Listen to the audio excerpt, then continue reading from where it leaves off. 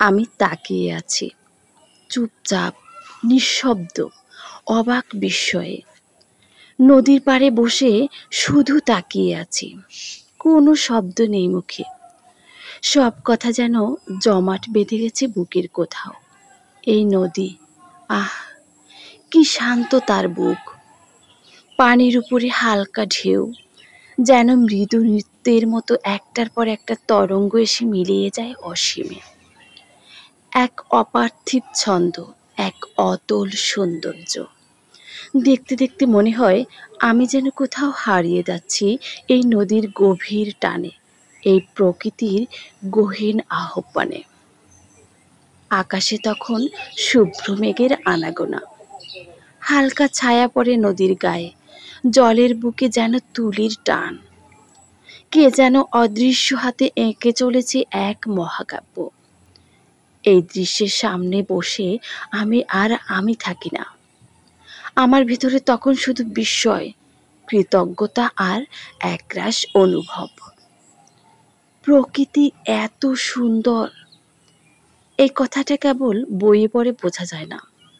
এইরকম একান্ত মুহূর্তে, যখন শহরের সব শব্দ দূরে সরে যায়, যখন চারপাশ নিস্তব্ধ হয়ে কেবল প্রকৃতির মধুর গলায় কথা শোনায়, তখনই বোঝা যায় সৃষ্টিকর্তা কত নিখুঁত শিল্পী। নদীর প্রতিটি ঢেউ যেন কিছু বলছে। হয়তো সে জানে আমার না বলা কথাগুলো, হয়তো সে বুঝে নিয়েছে আমার মনের ভেতরের ঘূর্ণিপাক। আমি কিছু বলি না, শুধু তাকিয়ে থাকি। এই তাকিয়ে থাকাটাই যেন এক ধরনের প্রার্থনা, এক ধরনের ভালোবাসা, যা শব্দ ছাড়া সব কিছু বলে দেয়। আকাশে তখন হালকা নীল, হালকা ধূসর। মেঘগুলো যেন আস্তে আস্তে চলাফেরা করছে, নীরবে কিন্তু দৃষ্টিনন্দন ছন্দে। পাখিরা দূরে কোথাও উড়ে যাচ্ছে, নদীর জলে তাদের প্রতিবিম্ব আমি আবিষ্কার করি।